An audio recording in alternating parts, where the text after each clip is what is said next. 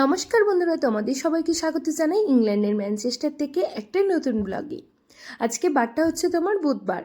সঙ্গীত গিয়েছে হচ্ছে অফিসে, কারণ বুধ বৃহস্পতি শুক্র এই দিনগুলো ও অফিসে যাওয়ার চেষ্টা করে, আর বাকি দিনগুলো তো ওয়ার্ক ফ্রম হোমই করে। তা ও যেহেতু অফিসে গেছে, তাই তিয়াসকে স্কুল থেকে নেবার দায়িত্বটা আমার ঘাড়েই পড়েছে। তাই এখন চলে এলাম হচ্ছে তিয়াসকে স্কুল থেকে নিতে। কে বলবে এখন বাজে সন্ধ্যে সবে এই 4:30, মানে বিকালও বলতে পারো, কিন্তু বিকাল তো বলা যাবে না, কারণ যেহেতু একদম কালো ঘুটঘুটে অন্ধকার হয়ে গেছে। 4:30 সময় আমি পৌঁছে গেলাম হচ্ছে তিয়াসের স্কুলে। তিয়াসের স্কুল তো শেষ হয়ে গিয়েছে 3:30 সময়। 3:30 পর থেকে তো ও এখানকার যে কেয়ারার থাকে স্কুলের মধ্যেই, সেখানেই আমরা বুক করে দিই, সেখানেই রাখা থাকে, সেখানেই খেলাধুলো খাওয়া দাওয়া সমস্ত কিছু করে।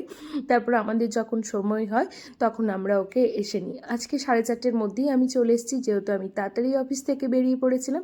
তারপর তিয়াসকে স্কুল থেকে নিয়ে এলাম, ওকে নিয়ে এসে স্নান করালাম, খাওয়ালাম। ও এখন বসে বসে খেলা করছে, আর আমি চলে এলাম এইদিকে স্নান টান সেরে একদম রান্নাঘরে।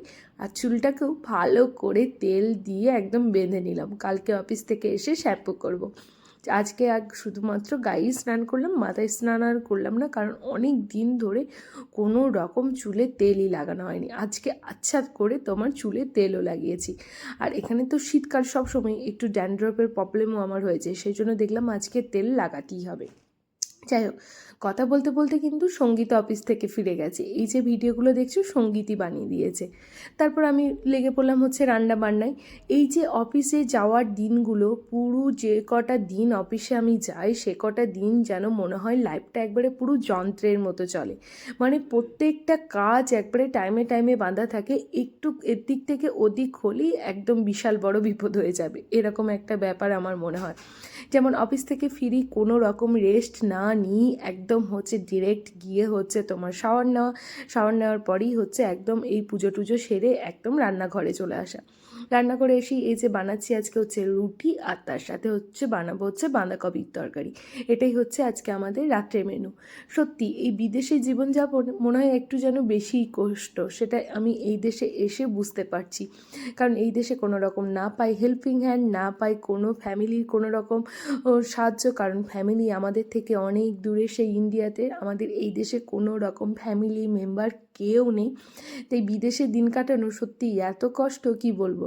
আর দেখতে দেখতে আবার কিন্তু দেশে থেকে আসা 1 মাস হয়েও গেল, কিন্তু মনে হচ্ছে এই সবে 1 মাস হলো, কিন্তু মনে হচ্ছে কবে যেন এসছি বাড়ি থেকে। আবার মনে হচ্ছে কবে আবার বাড়ি যাব, আবার বাড়ির মানুষজনদের সাথে দিন কাটাবো। যাই হোক, কী আর করা যাবে, এই প্রত্যেক দিন যে কটা দিন আছি এই দেশে এরকম করেই একটা জীবনধারায় আমাদের লাইফস্টাইল চলতে থাকবে। একবারে মেশিনের মতো জীবনধারা বলতে পারো। একদম সকাল থেকে পুরো সন্ধে পর্যন্ত মেশিনের গতিতে আমাদের জীবনগুলো চলতে থাকে। তা আজকের এই রান্না বান্না দিই আজকে ব্লগটা শেষ করব। কাজের ফাঁকে যতটুকু পাচ্ছি তোমাদের সাথে ব্লগ শেয়ার করার চেষ্টা করছি। জানি অনেক ব্লগ দিতে এখন আমি পারছি না, কারণ অনেকটাই টাইমের অভাব হয়ে উঠেছে। আর বুঝতেই পারছো ঠান্ডার টাইম, এখন এই দেশে তো মারাত্মক লেভেলের ঠান্ডা, সেটা মানিয়ে নিতেও একটু প্রবলেম হচ্ছে। আস্তে আস্তে আশা করি তোমাদের সাথে আবার ডেইলি ব্লগ শেয়ার করতে পারবো।